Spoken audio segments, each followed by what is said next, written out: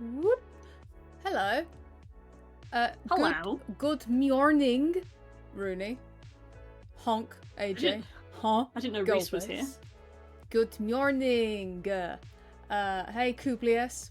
Absorb some knowledge. Thank you so much for the follow, Gigadex. Great name. Hello, Scoot. It is Wednesday, my dudes. My dudes. We are going to attempt to impart our knowledge. Stressing attempt here. I love that we're like, hey, we're here with advice while we're both trembling like chihuahuas. Yeah. Our knowledge, my dudes. Hey, Gregor, how you doing? It is birthday. Is your birthday, Golbez? Happy birthday, Happy Golbez. birth. Please wish our grand villain of Final Fantasy IV of can you make a request? Can the VOD be backed up somewhere? It can, Em. Welcome on in as well.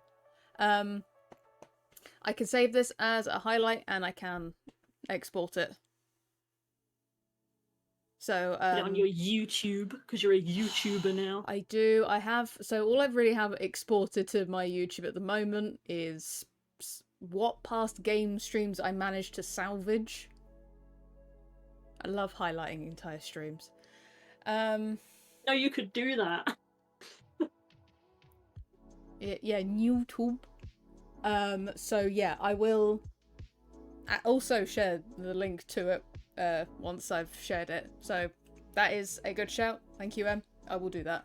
Happy birth to Goldbears once again. Infinity birthday cakes for all of us. A treat. Very generous of you. What a generous villain. Kubliest also requests a backup. That means I have to share that bloody archive YouTube channel I've been setting up. Yeah, no problem. It will be done. So, first thing I've put here. Yeah, we're gonna just do some doodling. Yeah. Impart what knowledge we have. That is the plan. I think that sounds good. Who knows? Maybe Scoot's requesting the VOD be destroyed. Outstanding. Great start. Hope everyone's doing good. Especially Golbez. You mean Top Banana VOD? How are people finding this straight away? Yeah, that's the one.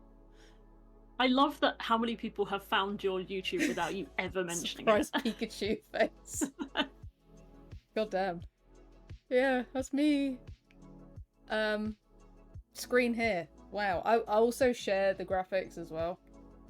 But thought I'd start with the simplest thing. That was a joke. Oh dear. We're off to a great start. Control whatever button. I have written down some of the go-to ones. Yeah, G is much more organised than me with the visuals. I've got stuff in my brain, but it's not on the screen, so Sydney's on the screen. But G has got the knowledge. I think it would also be a good thing to start off by saying that for anyone completely new to Clip Studio, most of what we're gonna talk about should be applicable to any version. There's Pro and there's EX, and EX has more tools for animation and webcomics. But if you're just doing illustration, EX will be fine for you. Pro will be fine for you.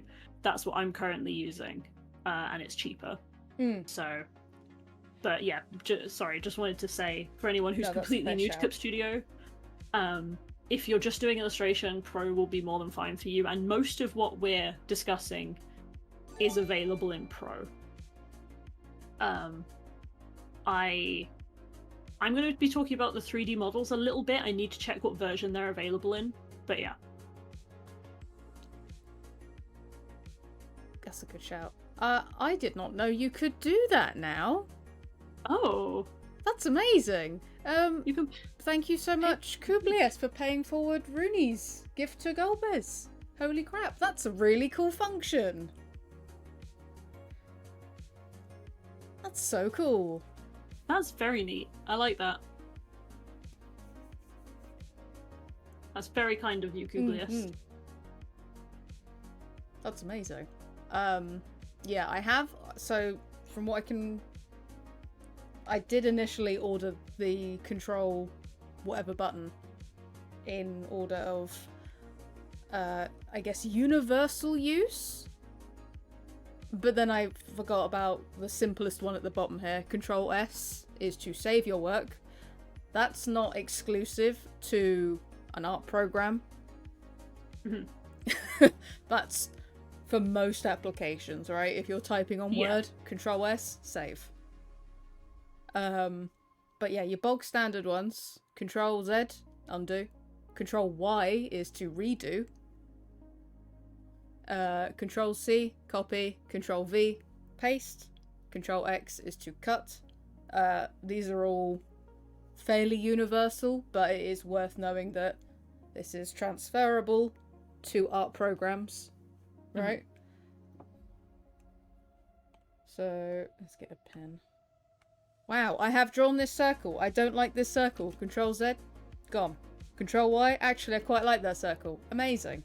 Control C, I quite like that circle. I want 2. Fantastic. But what if I Control X? Huh? Do I want to cut the layer? Yeah, gone. Fantastic. Yeah, Control T is to transform.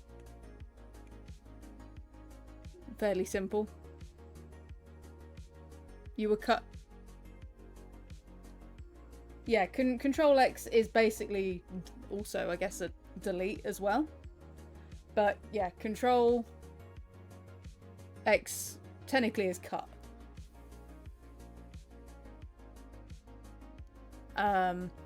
Control R, which I don't think you'll be able to see too well on my screen. That brings up the ruler bar. Oh, you can see it just at the top of my side of the screen. Oh yeah, I can see it. Yeah. I don't often find myself using this, but because R and T are next to each other, I do find I accidentally hit that button a lot. So it's worth just, you can press it, Control R again to get rid of it.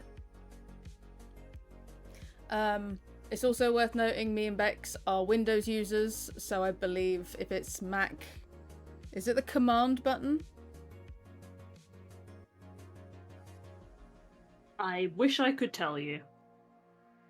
It's I haven't used like a Mac that. since I was in college. So yeah, unfortunately, we don't have a lot of Mac wisdom to impart, I'm afraid. Yeah, turns computer into robot man. Control E, which is my best friend. So if, for example, I have made this layer with the circle, and I decided I should probably use a different color so you guys can actually see it. I'm gonna color it in, but it's a separate layer. Whoa! But if I go Control E, it will merge that top layer down onto the next one, which is a nice quick way of merging layers, but not like if you just want to stick 2 layers together as opposed to the whole thing. Control A selects the entire canvas. I believe there's a few other ones, but these are the ones which I find get used the most. Transform tool in this context, Rooney. Basically, lets me resize the image, or I can rotate it. To the left of, well, depends on, I guess, what your layout for the Clip Studio is.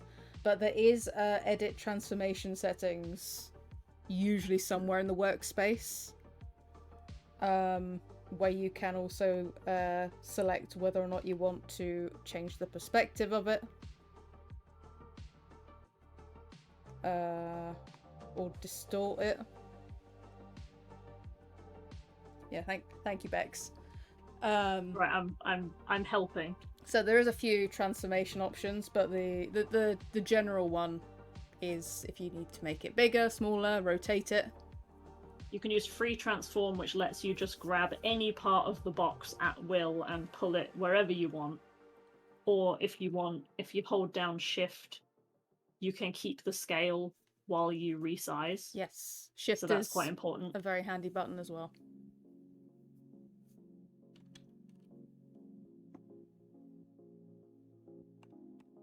Yeah, those So I are... can make this funnier. Do it. But that's the control shortcuts. I will copy paste this for people who would like to have that as a quick reference. What funny haha thing is Bex doing today? I was like, I can demonstrate with something funnier. So we can take away the bubble. Get rid of the bubble. Mm-hmm. We just have Sid. Mm-hmm. But yeah, if we want to do transform, that's just transform without shift. So you grab a corner, but it doesn't keep to scale. If you want to transform with shift, keeps the scale of the fairy. No squishing here. Or if you want to do free transform, you can... Oops, it's the wrong button. You can grab any part of the square, and whoa! I've got a flat Sydney! Oh my god. You can do what you like. What? There you go. So that's free transform. So there's a few different options when it comes to transform, as demonstrated by Vibrating Sydney. So handy. Thank you, Vibrating Sydney. You're welcome. So yeah, Control T is just gives you the quick access to the basic transformation settings, but you can go and check out the other options which Bex has listed. But usually, I think the quickest stuff you want is purely just like, that needs to be a bit smaller, right? Yeah, exactly. And to also, it's worth mentioning, the same applies with most art software. I've heard this is especially bad in Procreate, that if you resize or transform something, just be aware, if you make it bigger, it's gonna go blurry or more pixelated. It's not gonna look as good. If you're enlarging something on your piece, just be aware that it will not look as good. So any adjustments you need to make to scale in your artwork, try to do at the sketch stage. If you use vector layers for line art, you can resize non-destructively, but I don't, and most people don't. Unless you are a graphic designer. Exactly. So graphic designers are gonna be needing to make things for very large scale.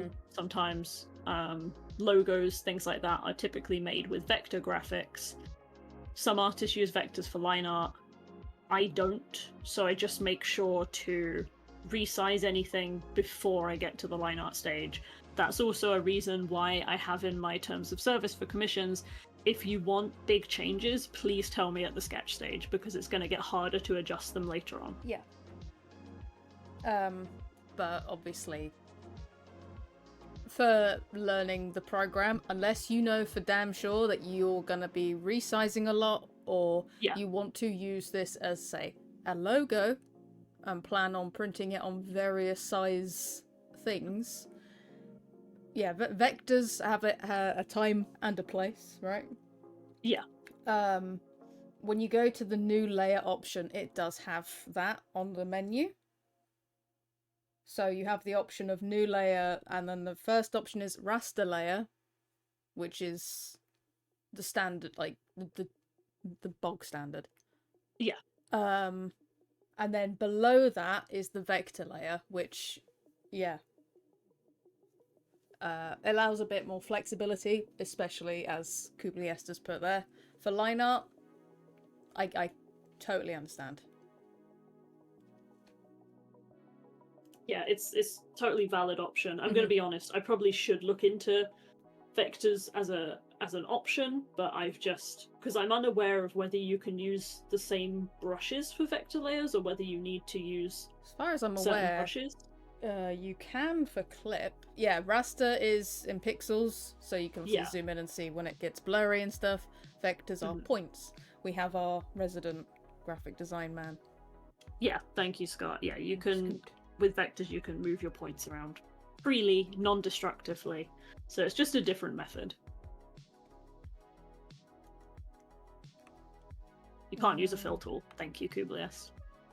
Yeah, as far as I'm aware, yeah. So I've just put down the vector layer with the watercolor brush that I like to use.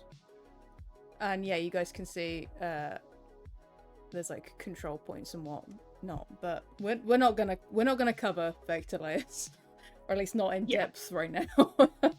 Yeah, also a good point from Scott. They can tank your computer if you have too many, so not recommended for large projects or textures. I already tank my computer with my files, so it's probably a good job I don't use vectors. And same for me. My stuff emulates a lot of traditional styles with a lot of texture. It's situational. Oh, that needs to go. Okay, I haven't actually finished the third layout thing that I made for this, but I did make this one. Layer properties. Look how organized G is. Only slightly. Only slightly. Hey Wiz, hope you're doing good. A graphic. So, again, depends on if this is even on your window right now. Thank you, Bex. Bex is my art attacker. So, layer property. My favourite, personally, is the bottom right here. Layer colour. Which is great for, you know, when you're making a sketch. And then you still want, like, you're tracing over that nice sketch layer. You can, instead of just changing the colour yourself, you can simply select for that this button here, which is layer colour. It automatically sets it to blue, because it's sort of like the comic standard. But obviously you can make the layer colour whatever you want. Yeah, this is particularly handy when you're lining the sketch layer. Very handy. It means you don't have to mess around with colours and whatnot. The one to the left here, this is tone. I don't find I use this very often, but I imagine if you're doing screen tone, comic work, I assume this is extremely handy. So much like all the others here, you're just affecting the property of the overall layer. So with this, you can select what type of screen tone you want. So for my usual one, I've got it's set it to the density of the screen tone is reflected by the color on your palette. So like I used literally any which way colors here. So obviously the lighter the color, the less dense it is, like here. The darker the color, the more dense the screen tone will be. You have a lot of flexibility on the type of screen tone you want. It is worth noting, if you did want, for example, a different screen tone pattern, you would need to make another layer and change the dot settings for that respective layer. But yeah, I find I haven't needed to use this one too much, so I can't really offer that much in the way of help. But if you wanted to try out screen tone in a, I guess, less stressful format, everything, all your options and stuff are in a nice, neat little box. Nice and handy. Because you can get a lot of screen tone brushes as well. But this, I guess, saves the decision paralysis. My go-to, especially when you're finishing stuff and adding, like, box borders and whatnot, is the border effect layer. That's to the left of the tone option here. And you can see I've used it for a lot of, like, the writing and whatnot around here. Essentially, you can select a border around that particular layer. Let's bring back this circle. Hey, circle. So if I select Okay. border layer now, whoop, it automatically adds a nice neat border. You can alter the thickness of the edges, so you can have real chunky border. So yeah, so handy. If you want like a nice little like outline to it, this will just automatically do it. Obviously then you can alter the colour of the border if you so desire. Very nice. There is a sub tool, which I believe is that bad boy there, which I don't find I use that often, but that's watercolor edge instead, which adds a whole slew of different effects, which I don't tend to touch, if I'm honest. So I have a question, G. Yeah. I know we're here to answer people's questions. Yes. But I have a question to clarify something. Also, hello Snoodle Doodles, who says, Hello, I have a Snoodle question. Doodles. How are you doing? I'm doing good, thank you. I hope you're doing well. Good. How are you doing, Bex? I'm very good, thank you. Thank you, little Bex, as well, for... Oh, you're welcome. I wanted to just accent your lovely graphic you've done. Thank you. How does the border effect outline differ from using... there's an outline selection option in the edit menu. How does that differ, or is it basically just a quicker route to the same thing? Let's have a gander. As far as I'm aware... Or is the border effect that applies to... is it... words. Does it apply to as you're drawing? But yes, it does. Yes. Okay. So you can simply have it applied as you draw, Yep. or if you go into edit and then go to outline selection, it will edit what you've already done. Where are you for outline selection? Yeah, we're learning as well, because I'm sure you've seen the amount of times we've, at some point in these streams, gone, wait, you can do that? Especially me, because G often comes out with stuff, and I'm like, hold on a minute, because there is so much in Clip Studio. There's still stuff that we keep finding, and we've been using it for years. Yeah, so, I mean, yeah, the outline selection doesn't pop up for me for that particular file, because that's not something that I ever really touch. I just go straight to border effect. Yeah. So is that how you do the outside border then?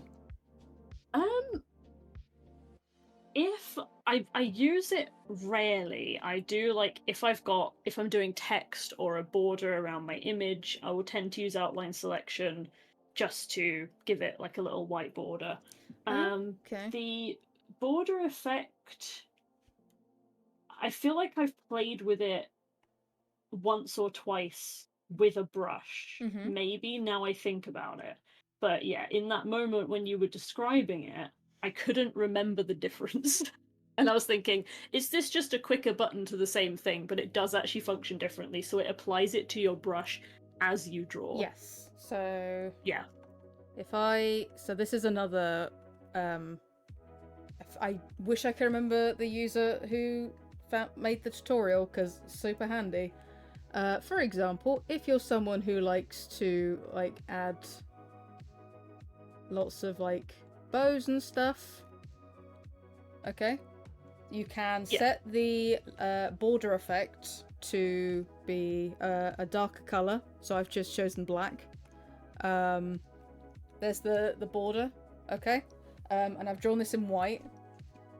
So this is a handy way if you want to extract that, to save you drawing, you know, like the entire outline for this. You can go to edit and convert brightness to opacity. Yes. Excellent tool that I only discovered like a year ago. But as you saw, when I selected that, it made the whole thing disappear. What you want to do is, if you right click on the layer that I've made, you select rasterize, and now that outline that's been made is now part of the layer. So the border effect is now gone. I could So technically... it's now like baked into the layer. It's baked in, and now I could theoretically add another border effect if I wanted to. Infinite border effects. Yeah, so this is a really good way to make quick foliage, so it saves you having to do the line art. Ah, that's a good idea. So now that that's rasterized, I can now go back to convert brightness to opacity, and now I have line art. So that's really good if you're doing like shoelaces or anything that otherwise you're going to have to do, you know, 2 lines, like a chain link fence or something like that, because then you can take out the white part and then you can color underneath. Yeah, convert brightness to opacity is extremely handy.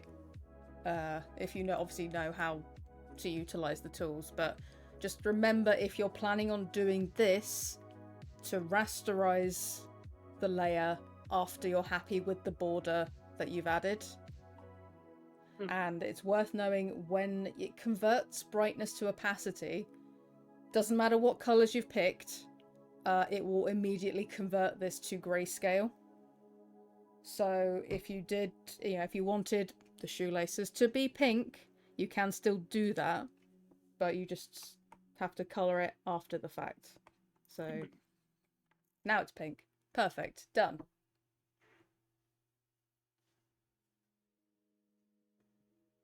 So yeah, very handy. It's for someone like me who uses a lot of the pencil tools,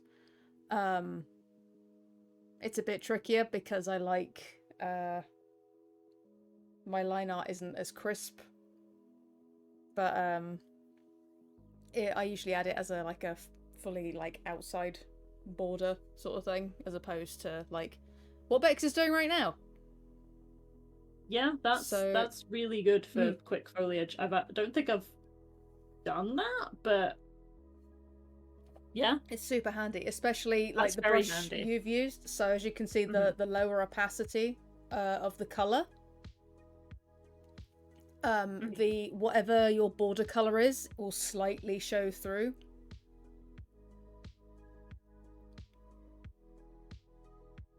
Yeah, so I've done a kind of mid-green and a dark green. So the dark green is for the border effect, and yeah, it's saving me from, lining it and then painting it.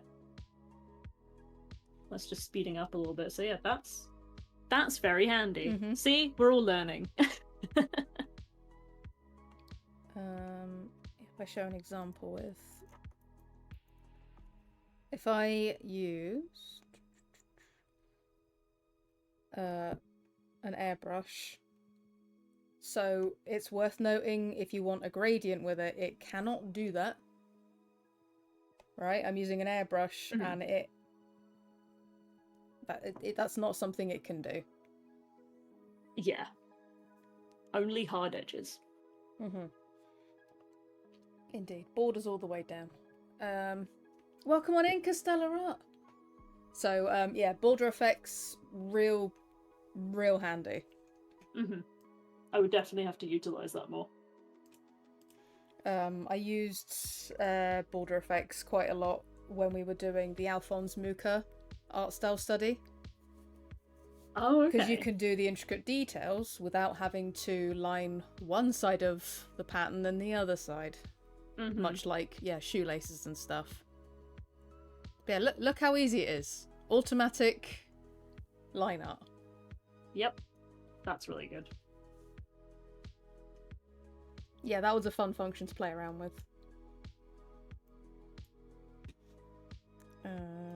So I didn't actually finish this graphic, but everyone should know. Press the C button. This is for Clip Studio Paint. When you press the C button, it automatically switches to the transparent brush. Which is so handy. Which is extremely handy, especially if you don't want to use the eraser. That's fine. You can use the brush you're using as the eraser. How handy. It's really good, especially if you use very textured brushes, because obviously if you erase with the plain eraser, then it's just really going to stand out. So let's pull another example. Oh, let's get rid of that shit. Ugh. So, yeah, I like to use watercolor brushes a lot. If I press C, it will use the watercolor brush as the eraser. Yeah, I haven't tried with vector layers, so take this with a pinch of salt. Yeah, C button. Nothing else needs to be pressed. Just pressing the C button will switch to whatever the color you're presently using to that bottom, that little checkered box below. So it's worth remembering. As simple as the C button, and you can switch back and forth. How handy is that? Honestly, one of my favorite things. My go-to. You saw someone had invisible lines all over their vector layers and they were very confused. Okay, interesting. So yeah, worth noting then, this may not... all our information is not fully applicable to vector layers. Oh, that's still got my layer effect on. Oops. Yeah, erasing with the same brush. Yeah, if you want to maintain the texture, really nice. Yeah, the amount... same Costella art. Yeah, the C button. Oh, beautiful. Yar, what about the C button, me mateys? We'll save that for later, Rooney. But yeah, transparent brush. I love you. Yeah, I forgot to make the rest of this, so I will very quickly just cover them now, as I'm sure me and Bex will both inevitably talk about this. That's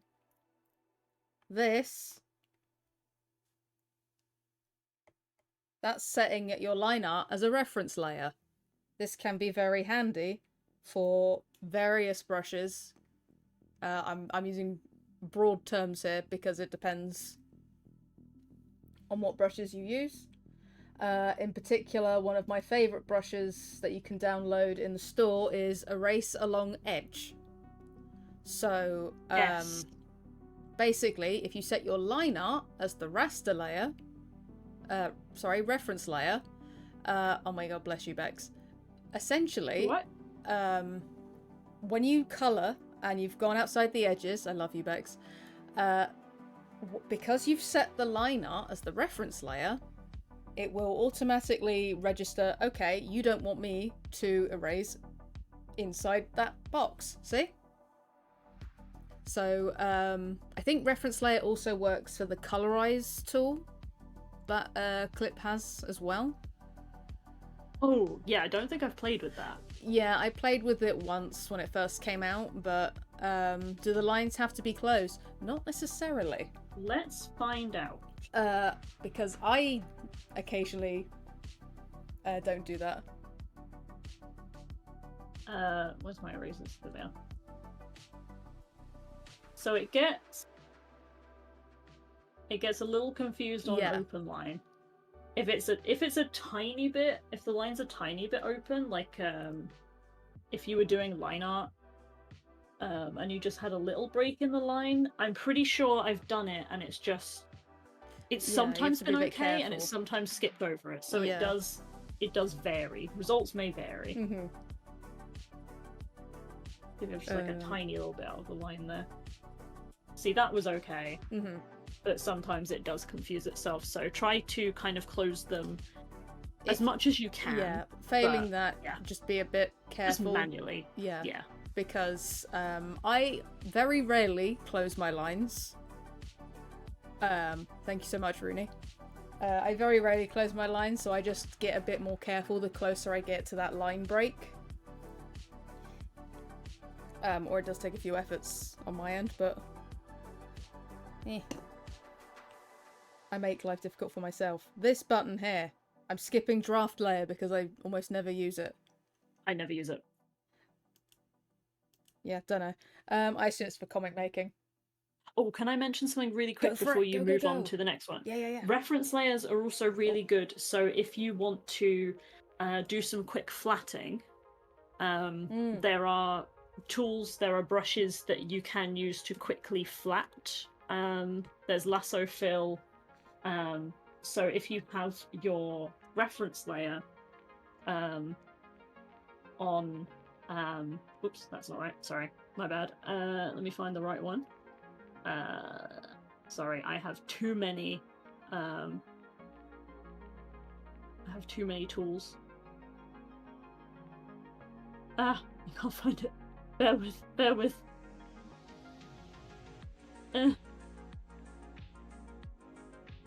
Where's my...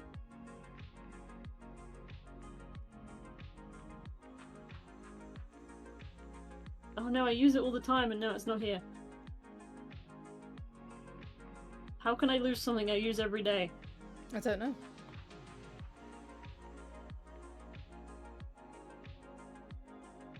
Okay, I literally don't know where it is even though I use it every day. Sorry. But you can use, if you have a reference layer, you can also use fill tools.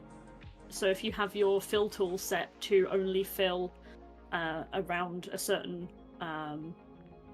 pixel range out of your line art, there's also a tool on the asset store by a creator called K96, which fills up to the edge. So if you want to flat, but you want your line art on a separate layer, put your line art as your top layer, reference layer, put your flat layer underneath, and you can fill on that without touching your line art.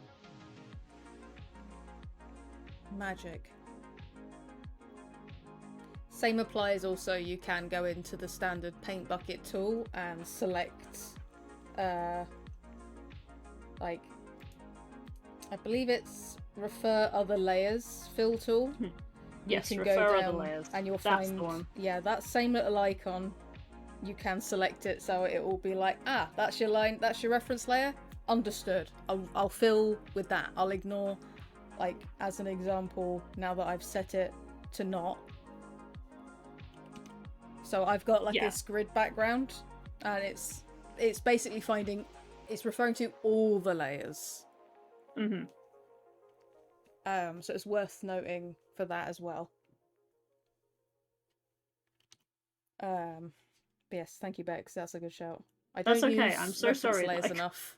I can't find my lasso fill. That's so stupid. I use it all the time. Bex lost their lasso. Where are we? Wrong layer. This one, very simple. You're locking the layer. So you can see there is a stop sign,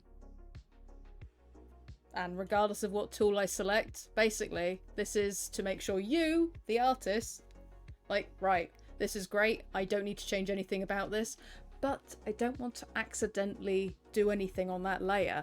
Lock it. Then you can't do anything to it. Mm-hmm. Obviously you can unlock it whenever you want, but worth noting, if you really don't want to accidentally work on the wrong layer, locking it is a good option. The one next to it is the one I tend to go for when I'm colouring. This is lock transparent pixels. So let me... Also a game changer. Mm-hmm. So again, if I... Oh, I found the thing. I'm so stupid. So, right, we're bringing back this bad boy. So I've selected lock transparent pixels on the pink that I have filled in with this little guy. And you're like, actually, I kind of want them to have, like, I don't know, little hearts on the ears. That's cool. That's cool. That's all nice. But what if I want, like, a perfect circle here? That's great. Hey, look. I can't paint around the outside. If you lock transparent pixels, you can only paint inside the threshold of what you have painted prior. I'm sure there's a better way to word it. But basically, it's if you did want to mess around with like changing the colors of something you've painted, but you don't want to have to paint again and erase along the edges, locking transparent pixels is fantastic for that. It's basically like colouring within a selection, except you don't have the annoying marching ants. Yes. Because I can't stand looking at those. Yeah, like there's also other ways around it. Like, yeah, the select layer. Like, there's multiple ways to go about this, but this is very easy. Because all you have to do is select it. And then if I want to switch it off again, oh look, I can colour in outside the box again. But yeah, I use lock transparent pixels a lot because I work with like watercolor style brushes, and if I want to have the nice texture, then I need to use a larger brush, which would mean I would be painting outside of the lines a lot. Yeah, it's very handy for a style like that. Yeah.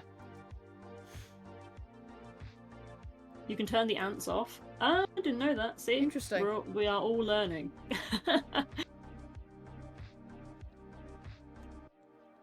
And we're getting a 1 second from Wiz.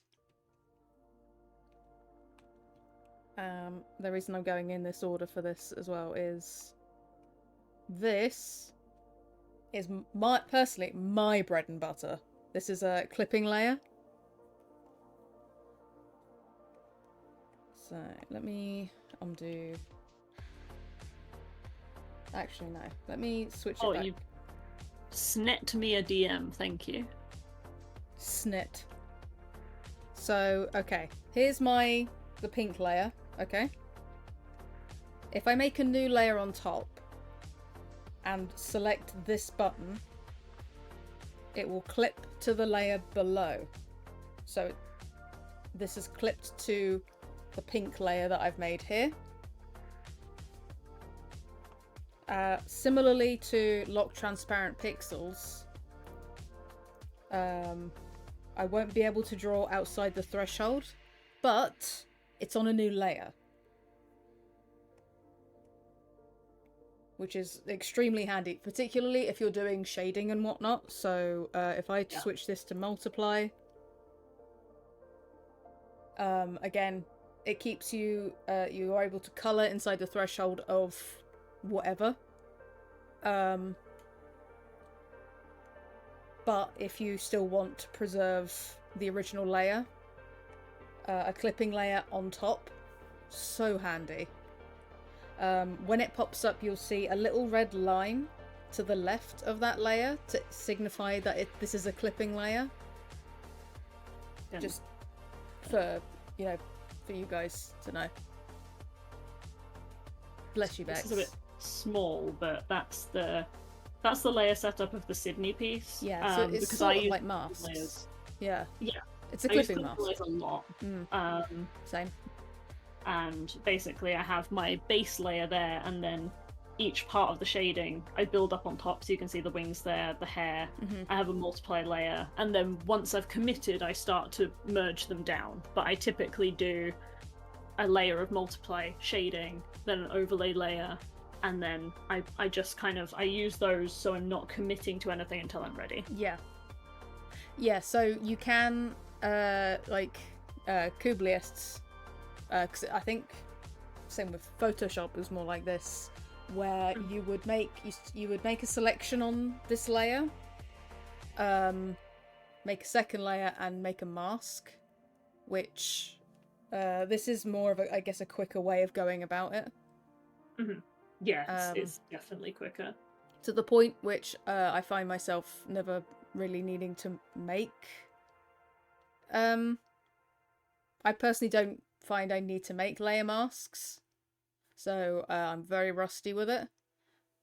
But... yeah, I'll be honest, I barely use them. I still don't fully understand the difference between using a layer mask and a clipping layer, so I just don't really touch layer masks. So if anyone who uses them can utilize layer masks on in folders, which is what Liz is very kindly written in chat. That is good to know. So yeah, a clipping layer mask will only function with the layer it's attached to. So if I bring back the circle, and if I chuck that in between the clipping layer and the bear, yeah, things get a bit muddled. It's now a bit confused because it's now thinking, oh, okay, you want it on this right. Whereas yeah, I believe actual layer masks you can attach to a whole folder. But yeah, I can't really offer much more help with that because like, yeah, I find I don't need to use that. So they both have a use, but yeah, personally, yeah. So I'll read out Liz's. So Liz will do her outlines, make a selection of the line art, then layer mask a folder so all the flats are within the line art. Okay, so then that keeps... So you have your line art in a completely separate... Like, it's outside the folder, so all of your flats are in the folder, and the line art's out the folder. Mm-hmm. So yeah, they are both completely valid ways of working, right? They're just different methods of utilizing the masks, so you don't have to worry about coloring outside. Bless you, Liz. Thank you, Liz. Oh, sorry, I meant to just show what Liz sent me on the screen, and then I got so wrapped up in what you were saying. But Liz has just sent me this. So this is along oh, which area is this? Because we've all got our clip studios set up different. I'm not sure where this is. Is that in the like transform window? So once you've done a transformation, this pops up underneath, and then you can hide the marching ants.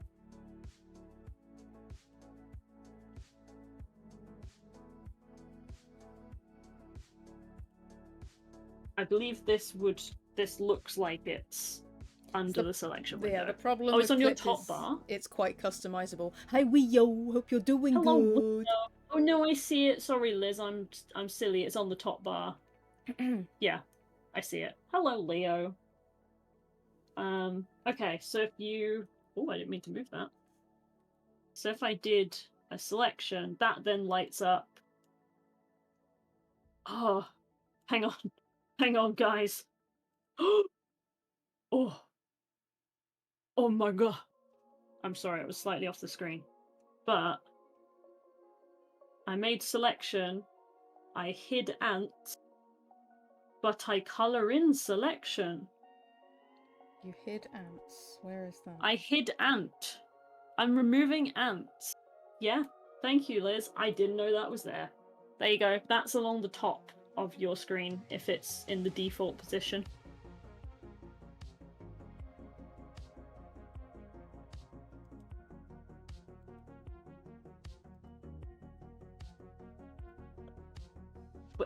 I was gonna discuss that definitely, Kubliest. I don't know how much I can show because obviously we're limited to a split screen, but I can change potentially to a full screen view instead of a window view and see if I can show it.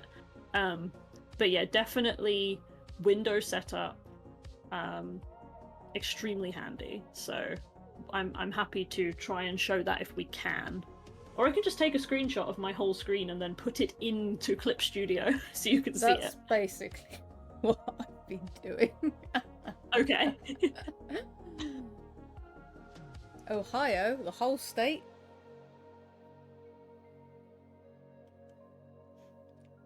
Yeah, because my workspace layout hasn't particularly changed from like the default. Mine's quite different, so I think it'll be interesting to see them side by side. Okay. You're an absolute state. Did you want to talk at workspaces now, or did you want to carry on with your graphic? No, you're stuck with... No, my graphic ended here. Okay. So I just wanted to check I wasn't interrupting you. No, you're good. So mine's got chat floating around here, but mine's fairly straightforward. Mine's not too different from default. Oh my god. It's very hard when there's two of us. I am... Sorry, positioning. Let me put that there so you can see it over my head. In fact, I think our layouts aren't too dissimilar. My paintbrush, like my tools and stuff, are shrunk down to a thin bar to the left. Oh I yeah. think that's the only difference. Yeah. If we look at the left hand side, I've got a lot of folders because I have a ridiculous amount of brushes. So mine are theoretically organized, as we could see from earlier. I use the term organized very loosely because I couldn't find something, but I have things categorized into, pencils, line art brushes, paint brushes, effects, blah blah blah. So these are all my folders.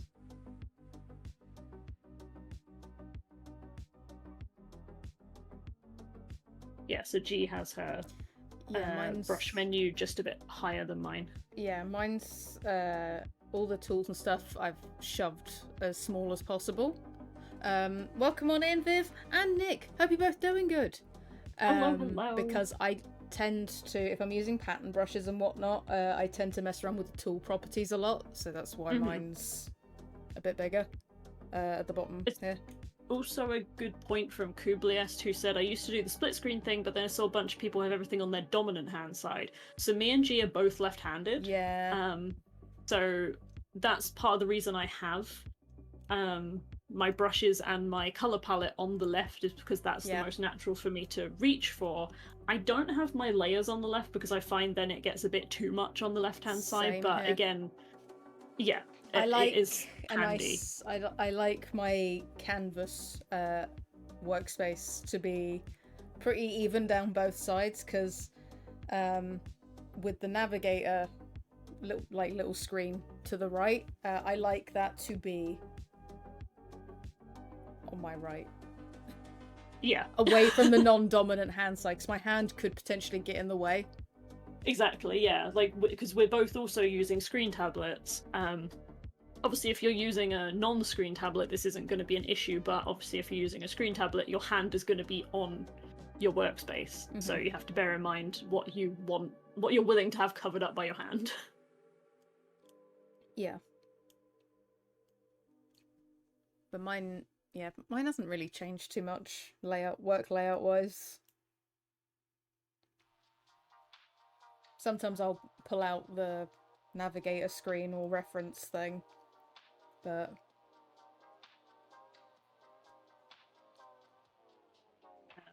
Sorry, just to briefly interject. Go. Nick has had to explain the drawbacks of having no exhaust fans in a PC case. This is what happens when Mac users build a PC and think they're clever. My PC was built by a professional IT guy, and he didn't put any exhaust fans in it. So for 2 years I had a PC with no exhaust fans, and I was like, wow, it gets hot when I'm streaming. It's not meant to do that. So unfortunately there are a lot of people out there who are apparently qualified, but don't seem to know how to do the job. And yeah. And I didn't know enough to be like, that should be there. It's fascinating, honestly. Yeah. Oh, shaking your hand, Nick. Also, on the topic of workspaces, you can. I'm gonna change my screen share to full window, or rather, my entire screen, in the hopes that you'll be able to see the window that I'm popping out here. Is that showing up? You guys see that? Yes. Yeah. So you can see, sorry, it's a little bit high, but you can create workspaces and then you can name them and save them. And this is really handy. You can also back them up on the cloud on Clip Studio. I would highly recommend doing this because I've had to reinstall Clip Studio several times, and I've managed to re-download my workspace each time. So everything is where I left it, and it's fantastic. So it takes all the fear out of having to reinstall the program. So yeah, you can make your workspace, save it. You can also lock the workspace. I don't know where the button is now, but there is a button to lock your workspace. So if you accidentally move a window around or whatever, it won't touch it. It'll be fine. But yeah, cool. you can save a workspace, upload it to the cloud, download it again. Jobs are good. So Jobs are good. just wanted to mention that. Yeah, don't be me. Who does not have that? It's very quick and easy, I recommend. Yeah. There's a log? I know. Yeah, I know, right? I'm gonna have to do that when we finish up the stream. Jesus. I will look up where the lock is, because I literally you. just did it the other day, because the amount of times I've accidentally moved stuff around, and I'm like, where did I just put that? So I will look up how to do that. Bless you. Yeah, before we move on, because I assume I'll let Bex actually cover some stuff as well. These things here, all handy, but we're just going to very quickly cover. New layer. You can go to the very top bar and make a new layer, but this, you just press a button, boom, new layer. Wow, that's the raster layer. This one, new vector layer. Done. There are other layer options on the upper, like, the top bar, but it's very nice and handy to be like, oh, I need a new layer. That's the button. Same for that, new folder, which you can see in the little menu, like, that I've got here. I had some stuff put into a folder. Very handy. They're there. Easy to reach. Jobs are good. Bex, do you have any knowledge to impart? Oh, sorry, I was looking up that. Thank you.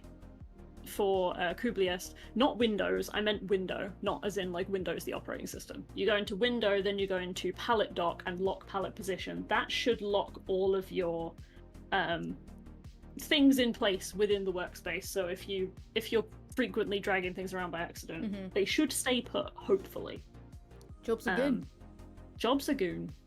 Yeah, particularly handy, so because occasionally when I animate on Clip, I have to move the workspace around.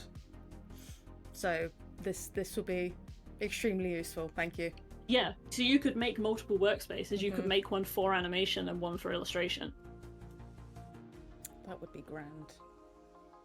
Yeah, I highly recommend that. Beautiful.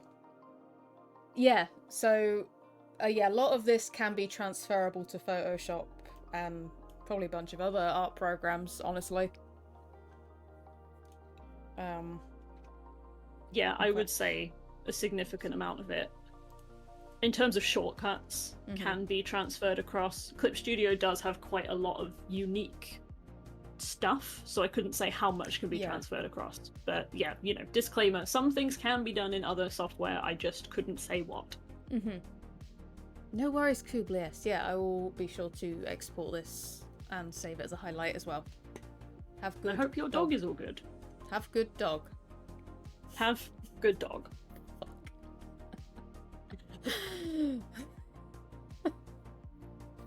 You okay? Would you like to take over for a bit?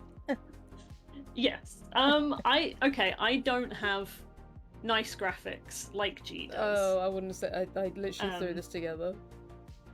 So, I think one of the things that I wanted to mention, is there any chance that you can move my side of the stream, G, so they can see my toolbar thing on the left? Absolutely.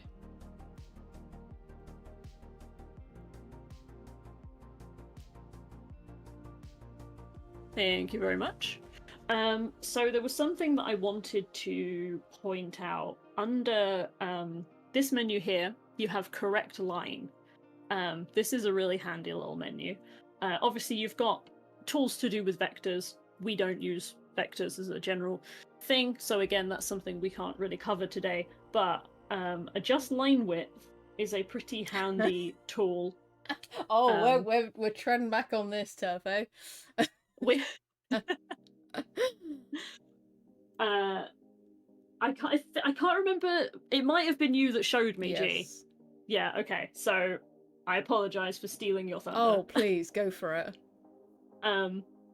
But yeah, if you've drawn something and you're like, oh, that line is way too big for the rest or way too small for the rest, you can adjust the width of it by going into that menu. So this works you on go into both vector and raster layers. Yeah. So you go into adjust line width. You can go thicken or narrow. So you can do that. Line gets fatter. Sorry, I'm going to zoom in a tiny bit. You can do a whole line. You can do part of a line. You can repeatedly do it, but I imagine if you do it too much, it will get pixelated. It will notice. It might be better to just take the L and redraw the line. Or you can narrow. Just, go over the parts you want. Make them smaller. So a thing that I do, unfortunately, I'm not so bad now, but I used to constantly adjust my brush size while I was working, almost unconsciously, because I had a shortcut for it on my pen or whatever I was using at the time. And it just made it really easy for me to constantly change the brush size without really thinking. And then I would do all my line art, I would zoom out, I would look back at it, and I would go, that bit is way too chunky for the rest of the picture. But I wouldn't want to reline the entire lot. So if you just need to make a tweak, doing adjust line width, really, really good. Again, disclaimer, G showed me this. It was a while ago, so I thought it was worth mentioning, but it was G who showed me how to do it. You're good. I mean, hell, I don't even remember who showed me, but it is extremely handy because all I've ever known is that you can adjust line width and stuff with vector layers, which, yeah, makes sense. You've got the most control over it. So I've just got an example here. So I've gone over a few times to thicken and narrow the lines. As you can see here, the one on the right, that's with a raster layer. So obviously, yeah, you have to be aware that it can be a little bit crunchy, but if you need it to do the job, it does it. Yeah. But the one on the left here is me adjusting the line width with a vector layer, and as you can see, it's a lot smoother. It kind of knows what it's doing. But the fact is, you can use this tool for both layer types, which is very significant. Yes. I think it's a big deal. It's a big deal. It's just something that if you're using raster layers, it's kind of something you want to use as a tweak. It's not something you want to rely on too much, because otherwise it can, like G said, it can be quite noticeable. So it's handy in a pinch, but if you don't do a like actually concentrate on your line width the first time, I would recommend that. But it's still handy to know that, because a lot of those tools that Bex is going over, a lot of them only really apply to the vector tools.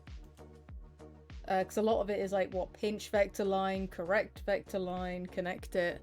So you wouldn't think that you could use these tools on any other layer type, but you can with the line adjustment.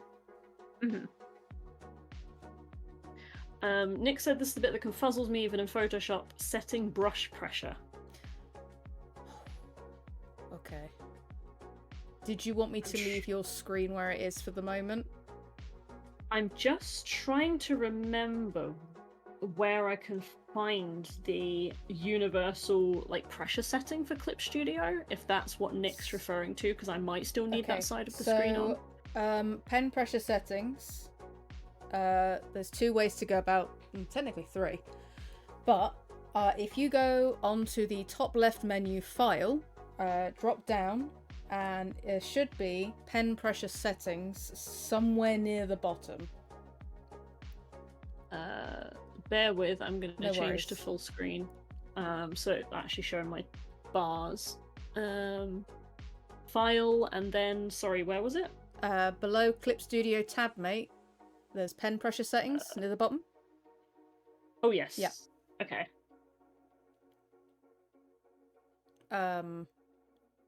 So there's that a little pop-up that comes up, and it says draw. Sorry, it's a little bit small, but it says draw freely on the canvas with the pen. While drawing, intentionally vary your pen pressure as you would normally while drawing. When you finish drawing, select check adjusted settings, and then it says show pen pressure graph. So, I don't really want to I hope it's fair, but I don't want to mess up with it too much because obviously this is how I've got mine set. But this shows your graph, and you can drag this. So this is my pen pressure graph for Clip Studio, and I have mine set for a very light pressure, so I don't have to press very hard at all. Other people prefer to have a more, varied graph different strokes for for theirs. different folks. Yeah, but for overall pen pressure in the program, you can go into that and it will adjust. It will do a little, you can test it out and it will adjust it for you. But then if you don't like it, you can always go back in and tweak it later. But each brush, I believe, also has its own settings. So yes, if I remember correctly, so there's a lot of customizing that you can do, Nick. Sorry to jump back, but for hand tremors, or anyone who has an unsteady hand, a lot of brushes let you individually customize, and Bex thankfully has it up, stabilization. So if you do have a shaky hand, you can increase stabilization and it will adapt for you. I will show an example while Bex talks. So I've got mine set to 8 for my favorite lining brush. Yes, Nick, it is something you can set in Clip Studio, but it is something you can set through your tablet as well. So basically kind of everything has its own calibration settings depending on your software. So I'm pretty sure with my current tablet, when I started it up, it did ask me to go through how I would normally press when I draw, and it adjusts to me, and then you can tweak it, and then you can do the same in Clip Studio as well. So it's there's a lot of customizability depending on what you're using. So you can play with both until you get something you like. My pressure settings, I believe, are now completely different to what they were out the box on my tablet. So sometimes you just have to literally play around and find what works for you if it's not comfortable. But then further, with each brush, you can then mess with the pressure settings in each brush as well. So if you want to press softly with one brush and more heavily with another, some painting brushes might need more pressure to make a darker color. Again, you can tweak those individually as well. So I've got my fountain pen, my favorite line art pen. I use a very light touch with that, because obviously I'm drawing for long hours, so that works for me to not put too much pressure on my wrist. And yeah, G's demonstrating how the different stabilization functions. So you can have that on however you want. Oh, there's a little picture here I've just realized on the actual menu itself that shows how it will smooth out your line. So if you do have shaky hands. Yeah, higher the stabilization, you need to be aware though that it needs a minute to catch up, because it is stabilizing your line for you. Yeah, it's quite a bit slower when it's stabilizing, but it's whatever's comfortable for you. When I used Paint Tool Psi, I think I had quite high stabilization. When I switched to Clip, I started using a lower stabilization. It's just whatever works for you. Yeah, depends. It also greatly depends on the brush. Because for if I'm doing simpler illustrations, so my there's no pressure sensitivity on this brush. It's the felt, one of the felt pens. I I have the stabilization a bit higher than I usually would because I'm making like more graphic. Like, I need the shapes to be simpler. But if I'm using like my pencil tools, I tend to default to a lower stabilization. Yeah, it can take ages. So this applies to basically any art program, like even Procreate. Higher stabilization, it does take time to process, so you have to be aware that it will slow down. It won't feel as natural. Yeah. So there's finding a middle ground for it, for sure. Yeah, there's also occasions where I have different stabilization depending on the situation. So, like, if I'm drawing a character with a tail, I often find that I struggle to draw a smooth line in one. So I will often turn the stabilization up to draw the sweep of the tail, and then I turn it back down again. Yeah. There are some default pen tools or whatever, so there's the For Effect line, which can do automatic tapers as well.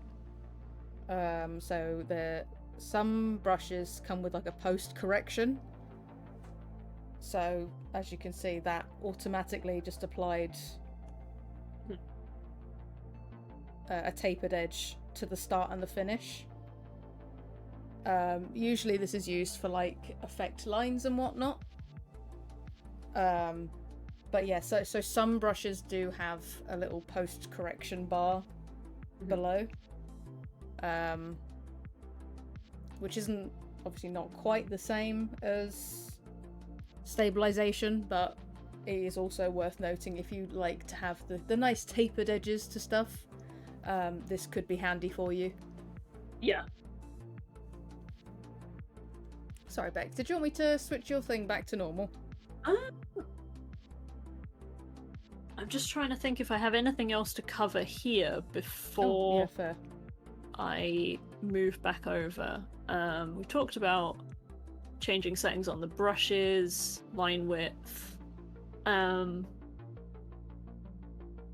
should I do importing brushes? Would that be handy? Yeah.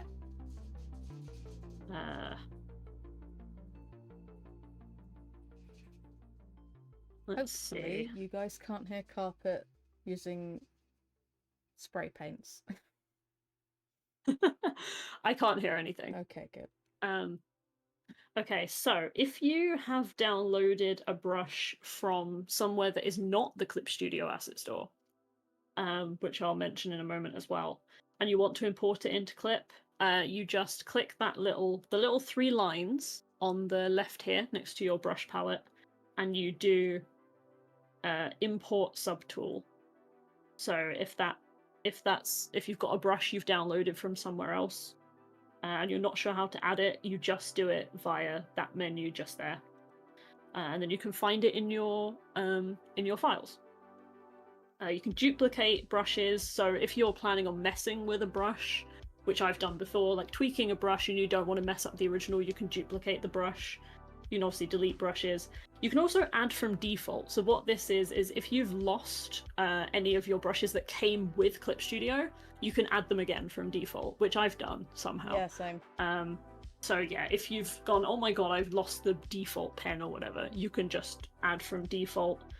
So yeah, that's just a handy little menu there. Yeah.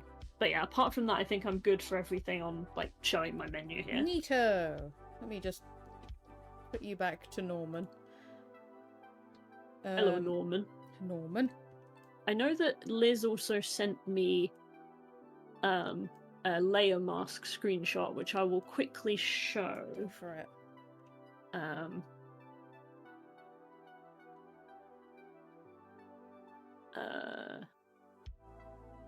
For legal reasons, this is a joke. Carpet has the back doors open.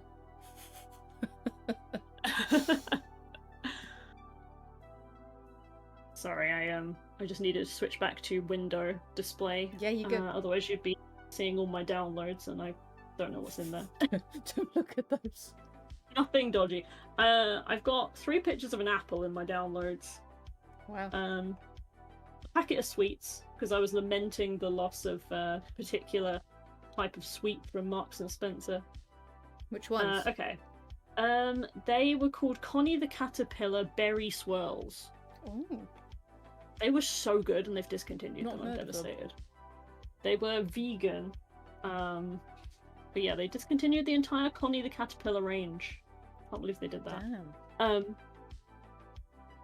Anyway, Liz sent me this. So this is Liz's layer mask screenshot. So this is how Liz arranges her flats.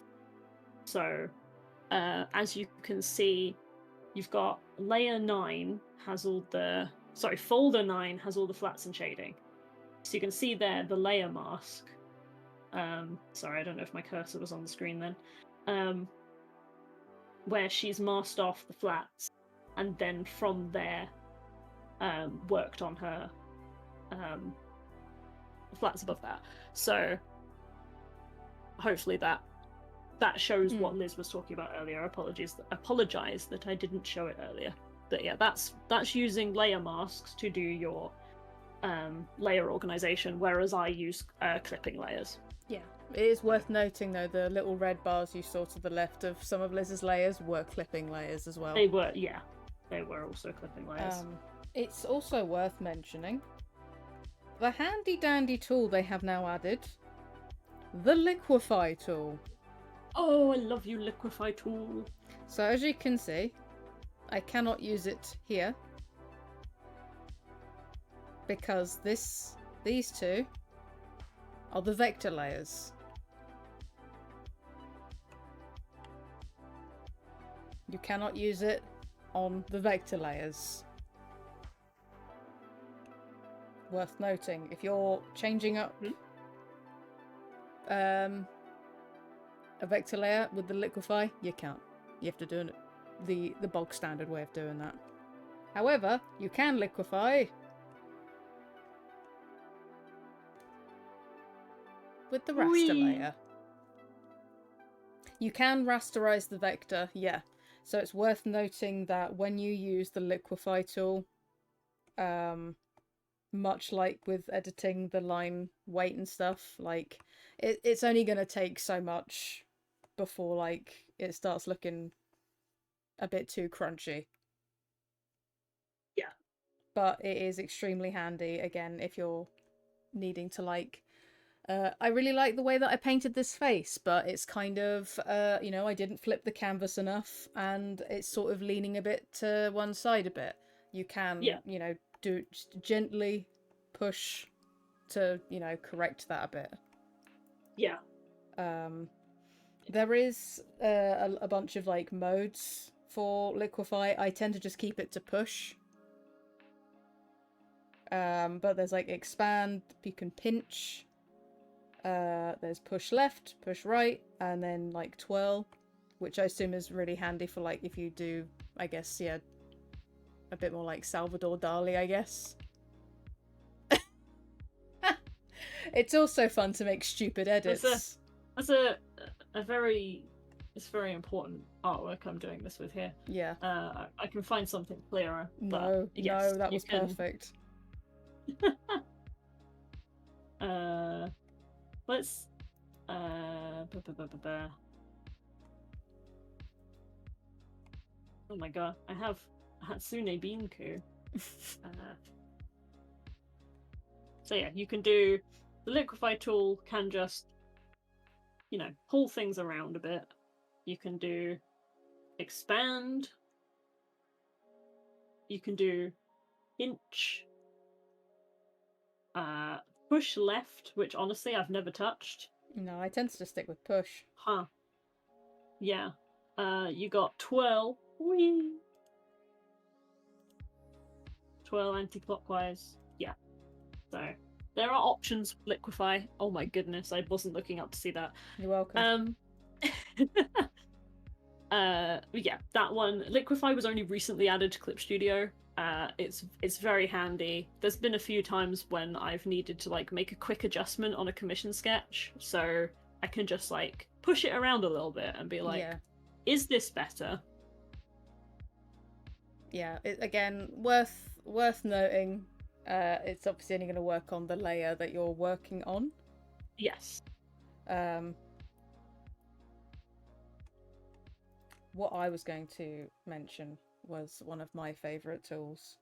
This is particularly handy for someone like me who sometimes scans in traditional work, but it can be handy for other people. The copy stamp tool.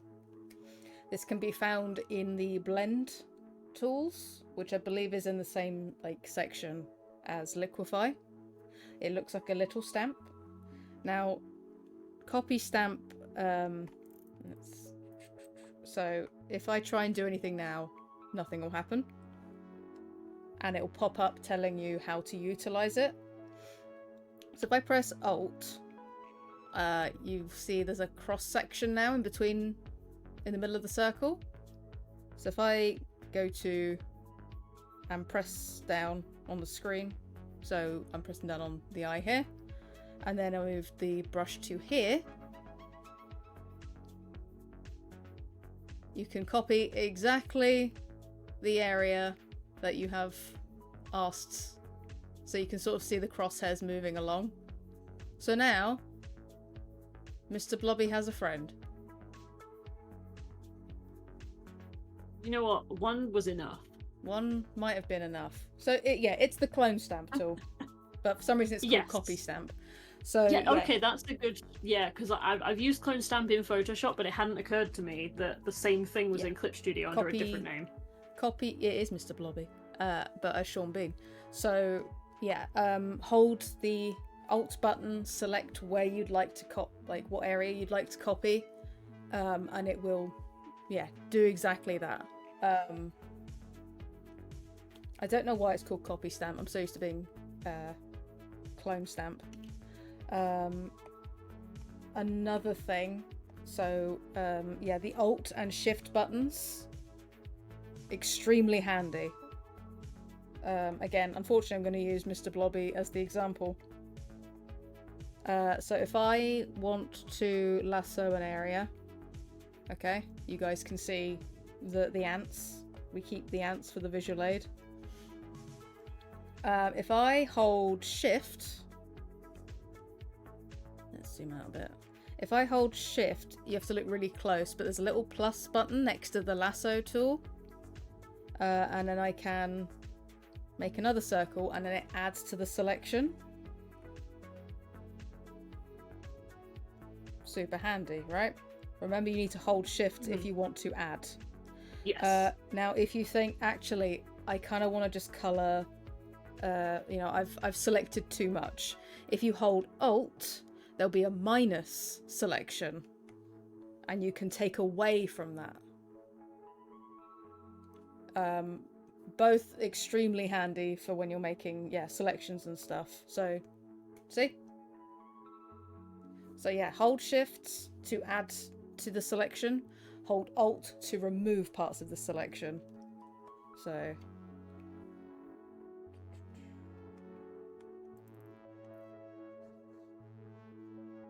the James Bond hole for Sean Blobby. As he oh my deserves. God, you killed me. Sorry, I was instantly obliterated. You were, sorry. Yeah, the clone stamp you can adjust a bit. Like the hardness of the brush and the density of it. But I just remembered because learning that you can remove from a selection was the part that I was quite late realizing, despite knowing that you can also add to a selection. Can I invert it? I can. So if I usually there's a little drop menu when we do the selection thing, so there's a bar here. Yep, I can see it. Yep, so there's the crop button, which is the second one. This is deselect, which obviously I don't want to do right now. This one is invert. which, yeah, it's now inverted and moved the little box, which is not great. But this is the fill tool. It will use the primary color selected to fill. This, you can expand the selected area. It can be handy for if you're making borders as well. So it will, so I can expand this selection I've made by a certain amount of pixels. Same goes for, I can shrink the selection area. So, for example, like I can make a border around it, or I can shrink the selection area down by a little bit. By, again, how many pixels. I can delete. I can delete the outside selection, which is the one to the right of delete. Cut and paste does what it says on the tin. There's copy and paste again. Scale and rotate, so obviously, but you can just do shift transform to do this as well. And yeah, fill bucket, new tone, which I've never selected, if I'm honest. What does this do? Oh. Adds a tone layer. Oh. Well. He's trapped behind a screen. Help him. No. Okay. So, yeah, that's the pop-up bar that appears a lot of the time when you're lassoing and stuff. Worth mentioning for that as well.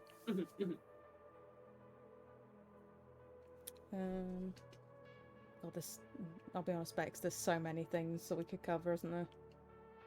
And the other main things I was going to mention was the asset store for anyone who didn't know it was there, and 3D models very briefly,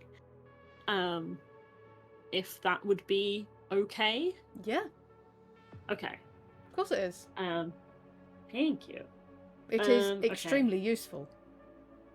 So I will once again change over to sharing my entire screen so that you guys can see what I'm doing. I'm gonna make a new document, and so one of the things that Clip Studio does that's really handy is 3D models. I'm not going to run through everything to do with 3D models because there's a lot of pre-made 3D models in the program. You can pose them how you like. If you have knowledge of 3D, like existing knowledge of 3D, obviously that will help you. Like I haven't used 3D before Clip Studio. I find them easy enough to drag around, but they'll be easier if you've done 3D software. Same like points that you drag. But there's something I wanted to mention that came in version 2. So I would imagine most people would be on version 2 by now. But if you have like the oldest version of Clip Studio, you won't have these. But there are 3D head models. And you can just find those. Sorry, there's a surprise Taryn. Oh. Let me get him out of the way. But there's 3D models, and you can get, since version 2, they added in 3D head models, and you can customize these to your characters or whatever it is you need to draw. So, for example, I can bring in this one here, is my quill model. Nice. So, as you can see, I've customized to their profile, especially their nose shape with the little bump. And you can fully customize this. Oops, excuse me. It's not obviously as in-depth as like maybe like a video game character creator. It's not going to be like Veilguard levels of customize your character, but you can go through each part of the face and you can change each part of it with sliders. So that is really handy. That you can tweak it. So, and I'm judging by what you've shown just there, it doesn't have, it's not automatically like you can change it from being perfectly symmetrical. Let's see. Like, can you actually change one side of the face to the other? Let's have a quick look. So if I do... Yes, you can do them without perfect symmetry, yeah. So you Damn. can affect the left and right side That's cool. with certain features like the eyes and ears and eyebrows by the looks of it. Mm. Oh, not eyebrows maybe. But yeah, you can choose. Sorry, I've just realised this is off my screen. Yeah, you But did. yes, here you've got symmetry or you've got left and right. That's So great. if you wanted to, you can have like one eye is slightly different to the other because, you know, people Mm. are different. You could have one side of the mouth is slightly higher. So you can completely tweak that. As an example of like some of the different ones I've got. Here's the one I've got for Sen. So when I couldn't quite get his nose exactly how I wanted it, but this has been absolutely invaluable. I will show you what I did with it. So I drew this with the aid of that model. Hell and there's no yeah. way I would have ever been able That's to draw. such a hard angle. It looks amazing. I could, thank you. I could not have done this sketch without the aid of that model. And I will also show you where else I've used them. So I've used the quill one here. Oh. So you can see Yeah. there, because I find this particular area Yeah. with the eyebrow going into the bridge of the nose quite hard. So I use that for that one. Yeah. And then this Sydney page here for my zine, I'm just going to hide some layers so I can find it.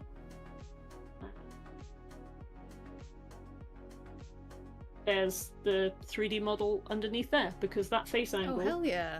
was It's also tricky. really hard. Yeah. I love that angle, but it is hard. Oops, sorry. That was the sketch I did before, and I was like, I don't like that face. I'm gonna do it again. Hey Charlie, hope you're doing good. So yeah, I've not actually gone in to make face models. I really should. That's holy crap. But that's so handy. I couldn't. Sorry, my letters are in a mess on this file. But again, yes, I tweaked that model slightly. If I turn off, there you go. Sorry, I found the right ones. There you go. You can see how I've used that model to get that tricky face angle, and then just done it to fit my style. That's amazing. I highly recommend the 3D head models. Oh, hello. Also, Sydney. Sorry, my files are in a mess. But yeah, these absolutely highly recommend. If you have Clip Studio 2 or above, you should be able to access these. There's a bunch of default ones, or you can tweak them. So if you have characters you draw a lot and you find their features hard from specific angles, that's amazing. definitely recommend. Yeah, I'm gonna have to get on that. Yeah, I really wanted to shout that out because it's been so handy for me. Oh damn. Yeah, especially like when it's just like I can't keep. I just want to draw different angles, but some of them are tricky. Yeah, sometimes you just need something to get you going. No, that's fantastic. I have another one for... This is for people who scan their work in. So this definitely isn't going to apply to a good chunk of people, I assume. Scanning work in. I mentioned it earlier, but you can convert brightness to opacity with scans. You can extract the lines for that as well, because a lot of the time I'm more confident doing line art traditionally. So on some occasions I have just extracted the line art and coloured that. There are other ways to colour traditional stuff, but this is an example. But essentially, if I go into edit and tonal correction, I'm just going to play with the level correction a little bit and make the whites a little brighter and the ink a little darker.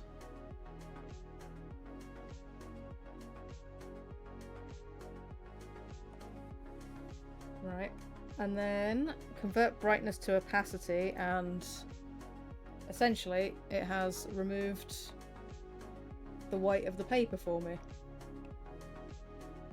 And if I make a new green layer, done. I've extracted the lines. Ta-da! Again, this can also apply obviously to the digital stuff we were doing earlier, but I thought it was worth saying that it works with scans as well. Particularly, if you wanted to really quickly slap some colour down. There are a lot of other ways to go about colouring scans in, like different layer settings. But this is quite a quick way of going about it. Same with you can mess around with the hue and saturation tools, which is also in the edit menu. There's making a gradient layer over the top as well. There are definitely a lot of ways to change colours without directly changing that particular colour layer. And you can also use the selection tool on the layer. Use hue saturation tool, same with gradient maps, and it will only change the selected area. So I know there's a lot of information being thrown out, but it's because there's a lot you can do with this program, and it's super handy. Yeah, if you do, sorry, it's slightly off the screen, but if you do new correction layer and then choose, any of these options, brightness, contrast, hue, saturation, luminosity, you can adjust non-destructively. So if you don't like it, doesn't matter, it's on a different layer. Yeah.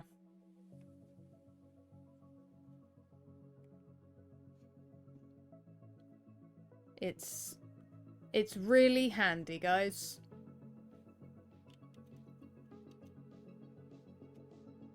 It's just really handy.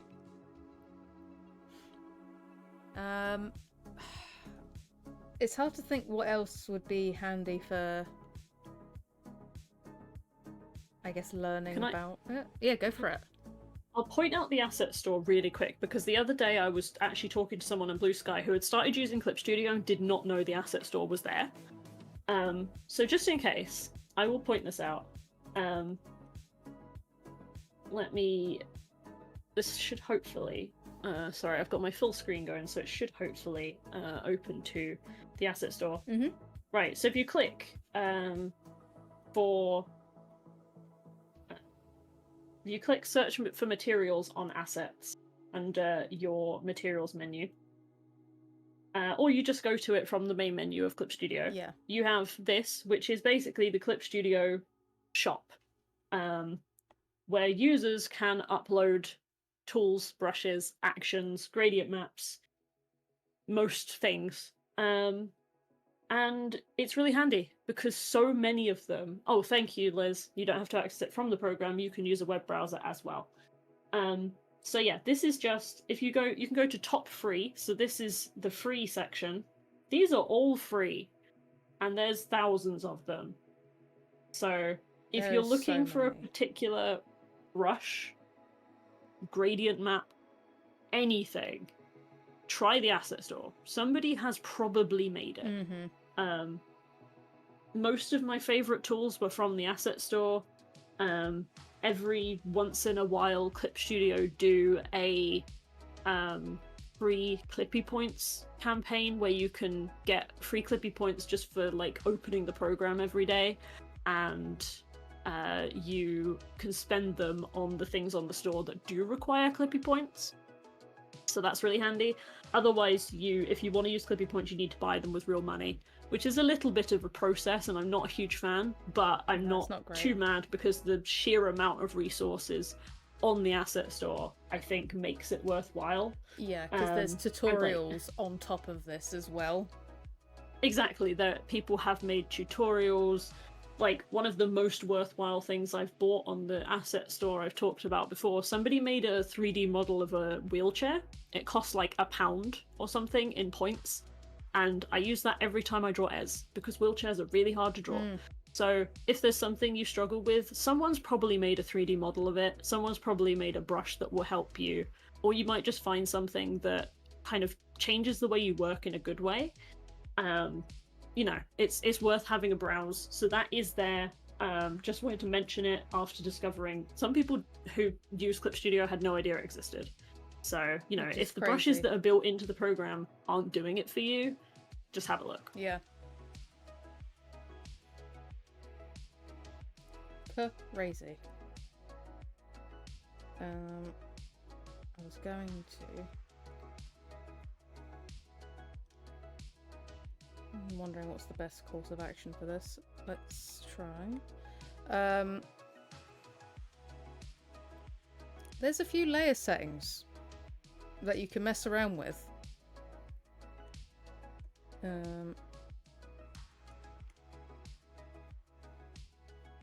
So it's not highlighted on my example here, but above the little above the reference layer, you can see normal written. You can go in and really mess around with some layer options there. I just need to quickly draw an example. Should have kept that bear.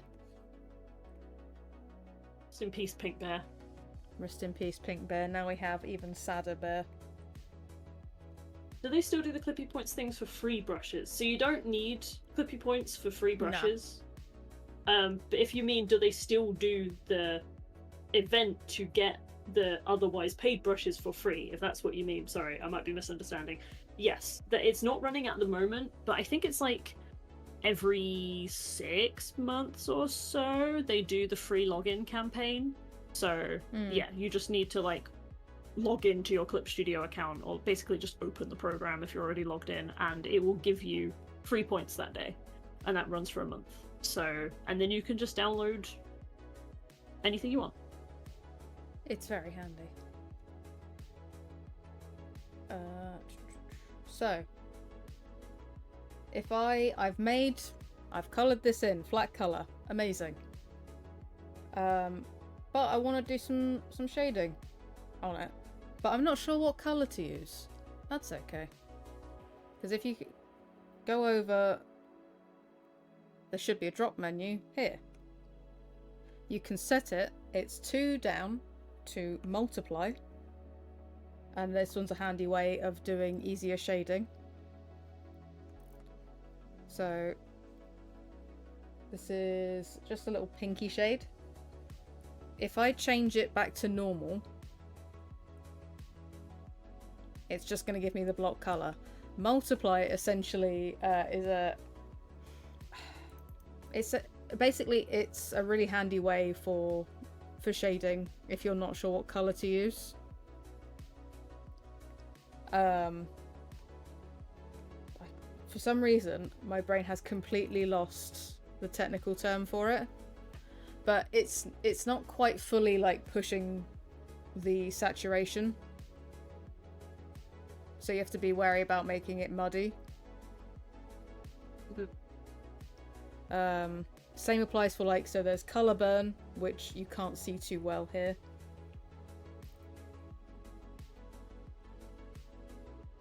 It's worth messing around for if you do want to like do different shading effects and stuff and you're not sure how to do shading. Same with highlights. So this is a linear burn. Apologies, I was just answering something in chat. No Are you worries. just discussing layer modes? Yes. Okay. This is subtract. Again, I don't use... There's only a very small pool of layer effects that I use. The reason I'm not very good at explaining it and also being a bit broad about it is because this is... I feel like the best way to learn what layer modes you personally would like is to test them out. But multiply, color burn, linear burn are pretty good for if you want to add shading. Screen, color dodge, glow dodge, add, overlay, soft light and hard light are good for highlights. Overlay can also work for shading if you're using like a really dark color as well. That one pushes the saturation a lot more. I tend to use soft light a lot when I'm adding highlights. Yeah, you've got hard light, which again, it's worth just trying out, you know, what dark colors work or what light colors work with these layer types. Difference, I wish I knew how that worked. This one's vivid light. There's linear light, pin light, hard mix. Yeah. Were you thinking of subsurface scattering earlier when you were talking about? Were you talking about like adding a line of saturation? Oh no, I was trying to explain what Okay. multiply layer does. Oh, sorry. No, you're good, but it is good for subsurface scattering.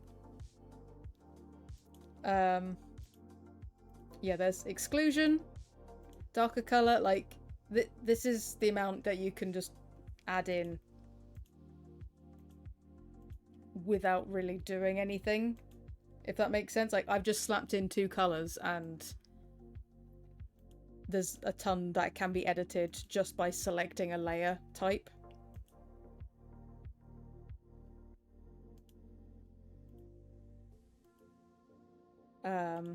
Sometimes I'll use darken as well, which is the option below normal. But basically, very, very quick rundown of sometimes it's worth checking out layer settings, particularly if you want to add shading and highlights. Because you can change like the tonal effect without again having to, like, I don't know what color the shadow should be. That's fine. Multiply layer. It's very hard to describe. Or I've just run out of steam for the good talking. No, it's alright. I was going to do a quick demo of how I would color skin using layer modes. So what I tend to do is like a base color, then I use a multiply layer for the shadow in a dark purple. I usually turn opacity down, turn saturation up, depending on how I want it to look. And then I'll use an overlay to add subsurface scattering, which is that little bit of highly saturated light. Am I off the screen? No, I'm not. No, you're good. Sorry. It's that area of highly saturated color between your shadow and highlight on the skin. It's where the light is bouncing through the skin and like highlighting the blood vessels.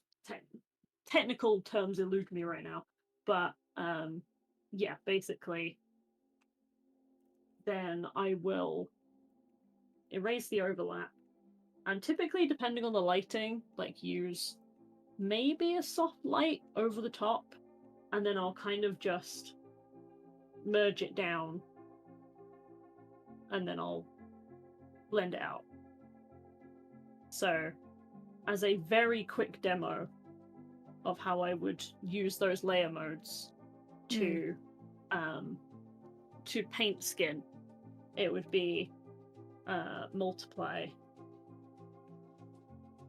is there, and then overlay there, and then didn't mean to zoom out, apologies, and the soft light is there. So those are my most frequently used ones, so you just play about with layer modes and see what works for you. Charlie says whacking a solid darker color over the whole thing and setting it to lighter color to get rid of true black and give it a cool tin type photo look.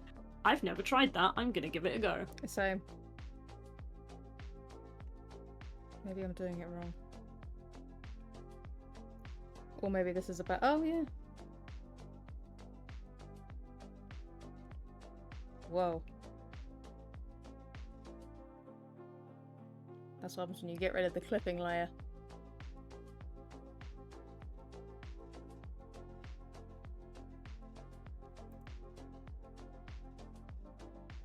My Why is your croissant so sad? You can't help it. Yeah, mine's probably a bad example for it.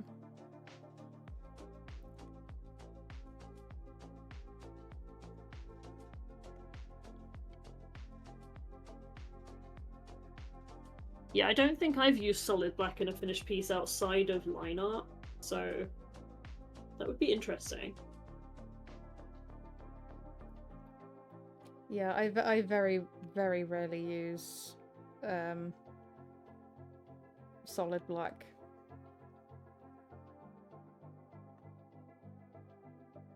Maybe I'm using it wrong. Probably am. It worked on my line art though. Yeah, look at that little blue bear. Yeah, layer messing around with the layer types can be handy for those who want to practice doing shading without obviously committing to doing it all on one layer, or as an example, like you're unsure what the color is, right? So for Bex's example here, like if you know what color to pick for that, like the darker shade, that's great. But for people who aren't super sure, particularly like you don't know what the type of lighting is, just having the layer on top being a multiply layer sort of is doing a lot of the guesswork for you. Yeah, it basically, from my understanding, multiply makes any lighter color, so I guess more than like 50% gray, it would make it transparent. So it's and then you can use the hue and saturation sliders on that multiply layer, which is frequently what I do, until you like it. Yeah. So yeah, depending on how opaque the layer is, it will pick up the darker colors as well as the true black. It's a dead nice effect, especially with a deep royal blue or a rusty red. I'll have to give that a try. Yeah, taking notes. Oh. Yeah, that's the fun part, just like trading tips. Because again, a lot of this can be transferable to other programs. Like these layer types, easily transferred to Photoshop, Procreate, other programs that utilize layers and whatnot. So I think that's half the fun of this, is how transferable a lot of it can be. Sometimes it can be frustrating because you'll see something that can be done on one program and there isn't a one-for-one in another program, so that is worth bearing that in mind. Yeah. I've still never found a brush that performed like paint tool size default round brush. Oh, There's something special about that brush. I miss default round brush. What else do we have? Yeah, was there anything else that people wanted to know? I think I've gone through all the stuff I wrote down. Yeah, I obviously went through my little chart. But yeah, there's a lot of stuff we could say, but it's that wouldn't want to venture too far into getting too complicated. If you've just learned about the asset store, beware, it is a rabbit hole. Yeah, me and Liz and Sean have had days where we just sat on call and spent all our points because we'd accumulated so many in the event and we were like, I need to spend them before they expire. Yeah. Like, there's some that I have barely touched. There's some that are now my go-to brushes. Yeah. Oh, that's a good question, Charlie. Oh, shit. Do you guys plan your colour palettes before you start to render, or is it all jazz, baby? It's all jazz, baby. Yeah, I'm gonna be honest. I am not the best at pre-planning with my art. I don't thumbnail. I don't plan palettes, I will usually color a sketch. So the oh god, that's the wrong Sydney. I keep getting jump scared by I've closed the file, but never mind. Okay, I had the sketch version of this open, but I've closed it. But yeah, I usually color the sketch. So it gives me an idea. Oh, actually, I can't find the sketch. Here you go. There's the sketch of that piece. So I've got an idea of where I'm going with it. And then, obviously, when I go into final render, I tweak as I go. Frequently, my pieces will change as they go, and I change my mind. There is very much vibes. I try to focus on value as a priority. I didn't used to. I used to not be very good at that, but now I tend to focus on value as the priority, and then color to try and control the composition. But yeah, for me it's very much just that looks nice, gonna do that. Yeah. Yeah, I tend to I'll either vibe it out, or if it's a client thing, then obviously I'll make sure I'm in the right realm. But yes, if it's traditional, however, I do plan it out. Yeah. But it is worth actually mentioning, since you've brought up color palettes, for those who like to stick to a strict palette or like to have like a more cohesive theme to the colors, Clip Studio does have an option if you haven't already got it anywhere on the workspace. If you go to the top menu window, scroll down to the color section where there's color wheel, slider, and then set. A color set lets you like basically save. You can also download color sets from the asset store, where you can make a color palette yourself, so you're not running around trying to chase down like the different color palettes that you want. Fine. Sorry, I'm just opening a file for the next question, don't mind me. No worries. Please ignore every time I print screen it does both bloody screens. So as an example, that's one of the color palettes that I had downloaded, which is more like an antique tones. And then I have different color, like to the... What's that? Right. Different color brushes I tend to use for lining. But you can obviously, yeah, you can download some from the asset store, or you can make your own. But this can be handy if you need that specific color back again. But yeah, I can't remember where I got this color set from. I don't tend to use this a lot. I'm a bit loosey-goosey because of the coloring style I do. Involves emulating watercolor style, so it's a bit more awkward for me. But yeah, worth noting if people like palettes that you can use those, much like Procreate. Yeah, I need to do that more. That's a really nice palette as well.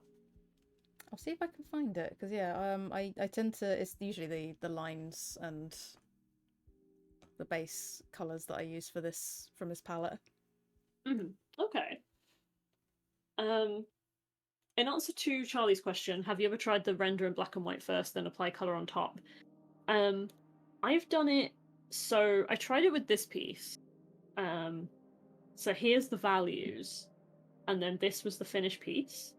I will be completely honest. The end result I like, but I felt like I had less control over the colors because I was using various layer modes, obviously, to make the colors, work over the values. And I just felt like I didn't have as much control over the colors as I would have liked. Yeah. So what I tend to do now, I think it was a fun method to try, but for me personally, what I tend to do is I have a layer over the top of the entire image. Oh, I'm gonna have to color that manually because I've got a reference layer somewhere and I don't know where it is. But what I tend to do now is I just color, but then while I go, I have a color layer over top of everything and fill it with black, and that will show you your layers. So then it kind of feels like as I go, I'm checking my values, but I also have full control over my colors because I can just turn it on and off. So for me personally, I thought it was a fun challenge, but the method didn't work for me. But that's not to say it won't work for other people. Yeah, it doesn't work for me either, particularly because of the way I work is copying watercolor style. But yeah, because I use that method now, Bex. See, we're passing around the tips and shit. Yeah. Basically we were talking about the layer settings and stuff, which is that little option above reference layer and whatnot. Just fill in the entire canvas with black, set the layer mode to color, and you'll get what Bex has got. Is the short descriptor. Yeah, because I don't know the technical intricacies of it, but for some reason, if you just go to hue and saturation on your image and you turn the saturation all the way down, it will, because you've turned your saturation down, it affects your values, so you're not getting an accurate representation of your values. If you use the color layer, that's a more accurate representation of your values. Thank you so much, Josie. Welcome on in, and thank you so much for the sub. I hope you're doing good. Jesus Christ. Yeah, hope you're having a good day. Yeah, so sneaky peek, I'm working on a commission, but as an example, this is why for me, working in black first, black and white first, just doesn't work for me. Those colours are so nice. Oh, thank you. So I start with a base layer of as if I'm doing an off-white warm wash as a base, and then I'm painting over the top with semi-transparent watercolor style layers, so I'm utilizing the layer underneath when I'm coloring, and then I'll go over the top with multiply and overlay layers respectively. The commissioner is not here, so she's not gonna see this. Ha ha ha. But yeah, I don't think starting in black and white would work too well for me. Yeah, just depends on your method. Mm-hmm. Those colours look like iridescent. I was trying to think of the word. They literally look iridescent. So good. Yeah, it's been giving me grief, I will say that. But yeah, this sort of encapsulates a lot of the stuff we've been talking about with the border effects I used to make the border for this Alphonse Mucha style frame. So I didn't have to draw those swirly things. I just used the border effect. Yeah, I didn't have to draw every single line, just the main shape, and then it outlines it for you. Yeah, I think to be fair, I am using texture layers, so a lot of that gets lost the moment the texture layer's gone. Love me some watercolor textures thrown on top. Oh, so good. Oh, thank you. Bex, I think this is the most we haven't actually talked a bunch of rubbish in a stream. Yeah, look at us focusing for 2 hours. I know! We've stayed on topic. We did it. We did it. Do you have anything to plug? So I'm streaming later on my Discord at 7:30 p.m. BST.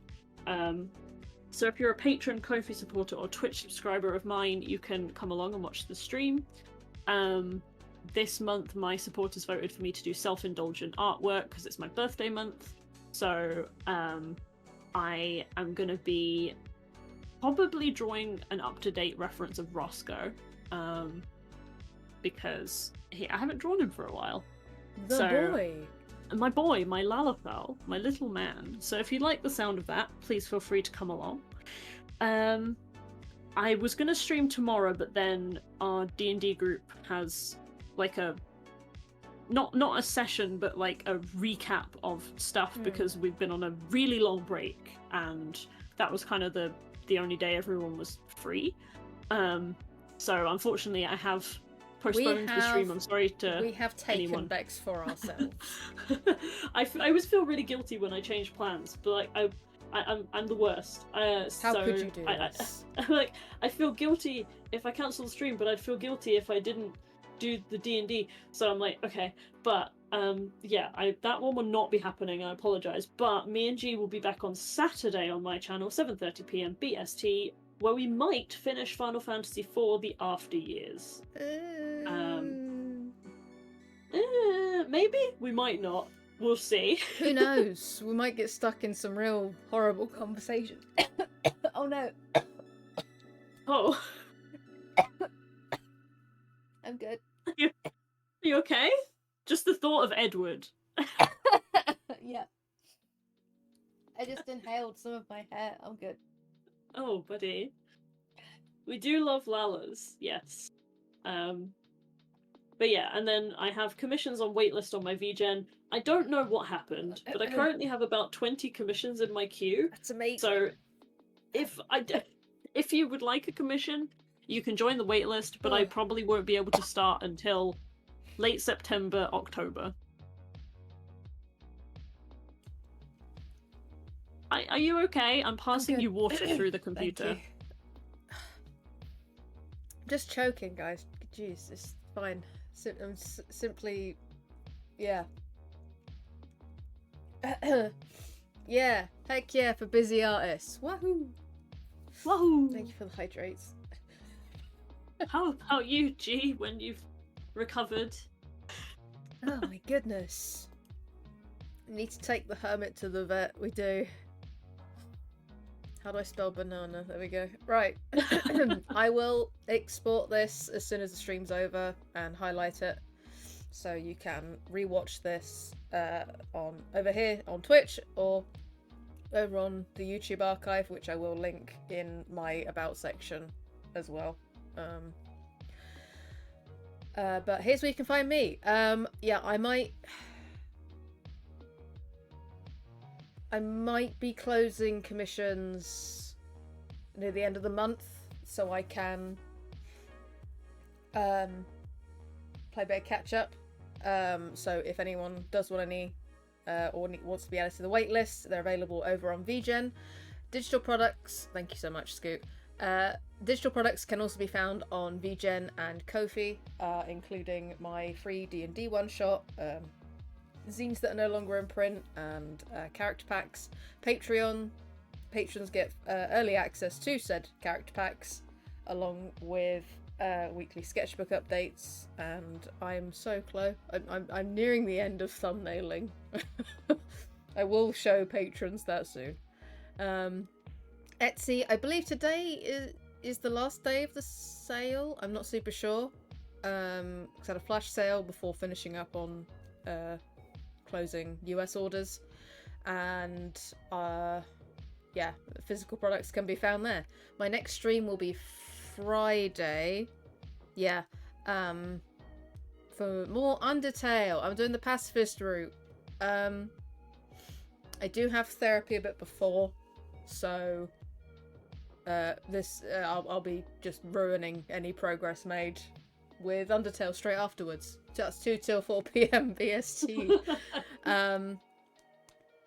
And I will figure out a date for QVG. I want to do it in September, and I'll start posting my link to like anyone who wants to apply, respectively.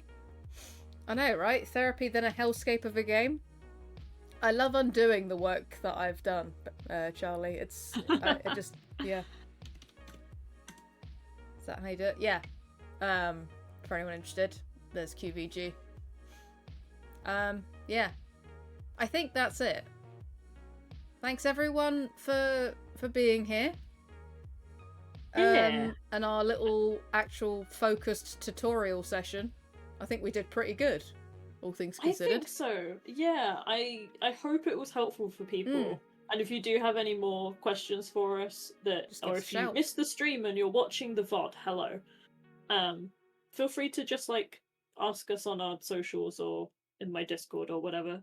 Happy to answer. yeah, there's a lot of stuff that this program can do, and I can appreciate that it can be very overwhelming. Mhm.